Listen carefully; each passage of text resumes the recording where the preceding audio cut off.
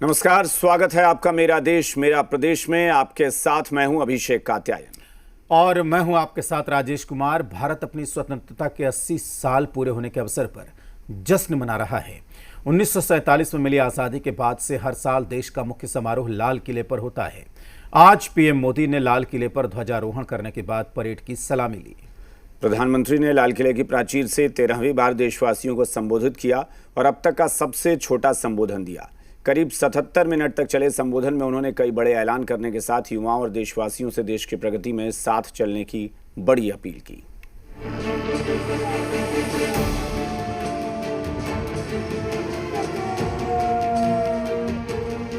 आप सबको स्वतंत्रता दिवस की बहुत बहुत शुभकामनाएं।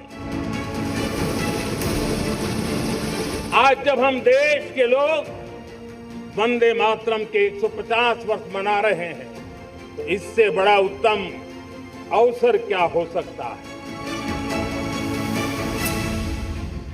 आजादी के बाद 15 अगस्त को लाल किले पर पहली बार वंदे मातरम गूंज रहा। आइए सपनों को संकल्प बनाए, संकल्प को सामर्थ्य बनाए और सामर्थ्य को सफलता में बदल के रहें। आइए हर कदम को विकास का कदम बनाएं, कदम से कदम मिलाएं, मन से मन मिलाएं, लक्ष्य से जुड़े रहे। एक दीप से जले दीप हजारों, आओ मिलकर विकसित भारत बनाएं। कोई भी राष्ट्र तब महान बनता है, जब अपनी सिद्धियों को प्राप्त करता है, जब अपने सपनों, अपने संकल्पों और अपने सामर्थ्य के दम पर आगे बढ़ता है। अब छोटे सपनों से चलने वाला नहीं, हमारे संकल्प दृढ़ होने चाहिए। जब संकल्प दृढ़ होता है तो कठिनाइयों से, आपदाओं के बीच से रास्ते निकालने का सामर्थ्य अपने आप उभर करके आता है। हमें अब दूसरे देशों पर निर्भर रह करके नहीं जीना है, हमें आत्मनिर्भर बनना चाहिए और इसलिए हमें भी अपनी क्षमताओं को बढ़ाना है।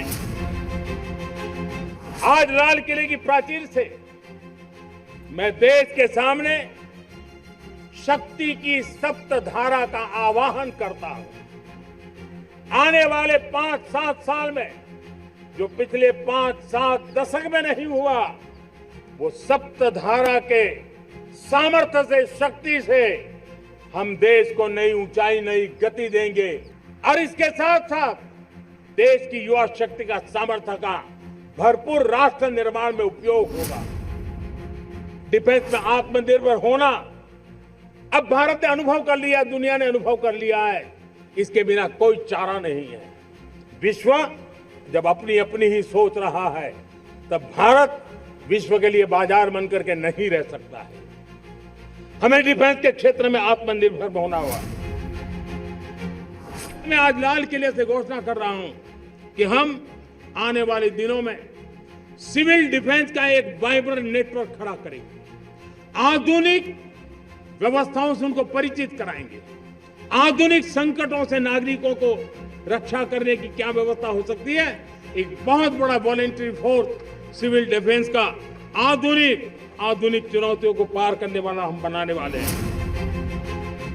आप स्वयं भी जनगणना में अपनी जानकारियां अपने मोबाइल फोन से भर करके दे सकते हैं। बाद में कोई बाबू आएंगे, कोई प्रतिनिधि आएंगे, आपसे चर्चा करेंगे, लेकिन आप परिवार के सब बैठ करके अगर डिजिटली अपना रजिस्ट्री करवा दे, सारी बारीकियां, स्पेलिंग में भी गलती ना हो, कोई भी जानकारियों में गलती ना हो, आप जितनी परफेक्ट जानकारी देंगे, देश को आगे बढ़ने में बहुत बड़ी मदद मिलेगी। सपना है जब आजादी के 100 साल होंगे 2047 में हम विकसित भारत बना के रहेंगे। 140 करोड़ देशवासियों के पुरुषार्थ से इस लक्ष्य को हमें हासिल करना है। लाल किला पर तिरंगा फहराने के मौके पर प्रधानमंत्री के भाषण में युवाओं पर फोकस दिखा। पीएम मोदी ने ऐलान किया कि वो देश के युवाओं को संसाधनों की कमी नहीं होने देंगे। देश के प्रधानमंत्री नरेंद्र मोदी का युवा संकल्प क्या है, आइए देखते हैं।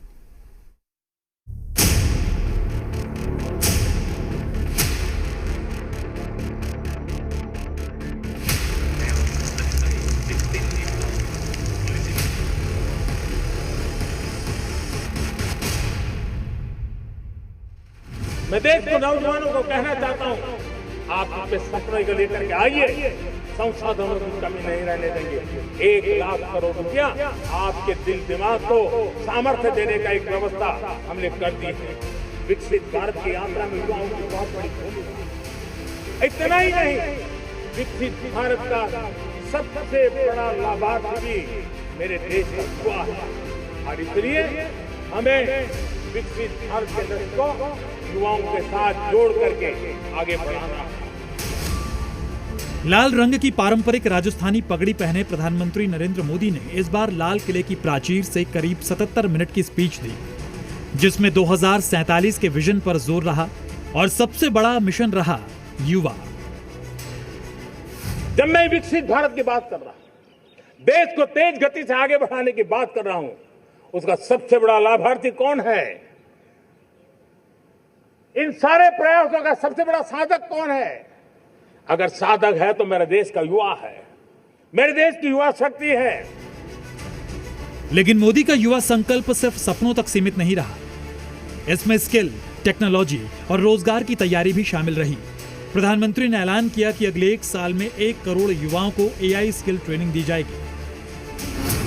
लाल किले की प्राचीर से पीएम मोदी ने जेन जी और जेन अल्फा से राष्ट्र निर्माण में योगदान की अपील की। अगले 1 साल में 1 करोड़ युवाओं को एआई स्किल ट्रेनिंग देने का ऐलान किया। भारत को एआई क्षेत्र में वैश्विक नेतृत्व दिलाने का लक्ष्य रखा। प्रतियोगी परीक्षाओं के लिए मुफ्त ऑनलाइन कोचिंग की घोषणा की। गरीब और मध्यम वर्ग पर निजी कोचिंग का आर्थिक बोझ कम करने पर जोर दिया। युवाओं को भविष्य की तकनीक और नई स्किल से जोड़ने का संकल्प लिया। हमने युवाओं के लिए विभिन्न परीक्षाओं की फ्री ऑनलाइन कोचिंग हमने करने का निर्णय किया है। डिजिटल पब्लिक इंफ्रास्ट्रक्चर है, हमारे पास उत्तम टैलेंट है, टीचर्स हैं। उन संसाधनों को जोड़ करके हम देश के नौजवानों को फ्री कोचिंग देने का एक पूरा नेटवर्क हम खड़ा करने वाले हैं। लेकिन प्रधानमंत्री ने युवाओं को एक चेतावनी भी दी। नक्सलवाद के हिंसक दौर के कमजोर पड़ने के बाद उन्होंने दिमागी नक्सल से सतर्क रहने की बात कही। पीएम ने कहा कि युवाओं को ऐसे लोगों को पहचानने की जरूरत है जो देश की युवा शक्ति को गलत दिशा में ले जाने की भरसक कोशिश कर रहे हैं। जंगलों में हमें हथियारी नक्सलों का खात्मा बुलाने में, उस संकट से देश को मुक्त कराने में सफलता मिली है। लेकिन हथियारी नक्सल तो गए, लेकिन दिमागी नक्सल, ये दिमागी नक्सल मौके की तलाश में है, हिंसा अराजकता के वो रास्ते खोज रहे हैं। इन दिमागी नक्सलियों को पहचानना होगा, इन दिमागी नक्सलियों को आइसोलेट करना होगा। प्रधानमंत्री मोदी ने लाल किले से शक्ति की सप्तधारा का संदेश भी दिया। पहली शक्ति मैन्युफैक्चरिंग पावर, दूसरी शक्ति कृषि और खाद्य उत्पादन, तीसरी शक्ति प्रौद्योगिकी और नवाचार, सप्तधारा की चौथी शक्ति गति शक्ति, सप्तधारा की पांचवी शक्ति रक्षा बल, छठी शक्ति है ग्रीन इकोनॉमी और ब्लू इकोनॉमी और सप्तधारा की सातवीं शक्ति है सॉफ्ट पावर। आज लाल किले की प्राचीर से मैं देश के सामने शक्ति की सप्तधारा का आवाहन करता हूं। आने वाले 5-7 साल में जो पिछले 5-7 दशक में नहीं हुआ, वो सप्तधारा के सामर्थ्य से, शक्ति से हम देश को नई ऊंचाई, नई गति देंगे और नए लक्ष्यों को पार करने वाला सामर्थ्य देंगे। राष्ट्र के नाम संबोधन के तुरंत बाद प्रधानमंत्री मोदी वहां मौजूद एनसीसी कैडेट्स और छात्रों के बीच भी पहुंचे और एक बार फिर ये संदेश दिया कि मोदी सरकार का पूरा फोकस जेन जी पर है।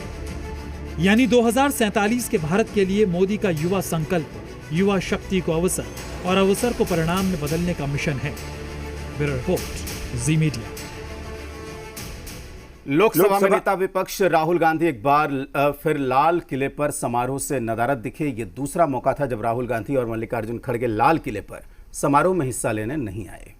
बीजेपी ने राहुल गांधी के लाल किले पर न पहुंचने को लेकर सवाल खड़े कर दिए हैं कि क्या राहुल गांधी राष्ट्रीय समारोहों का भी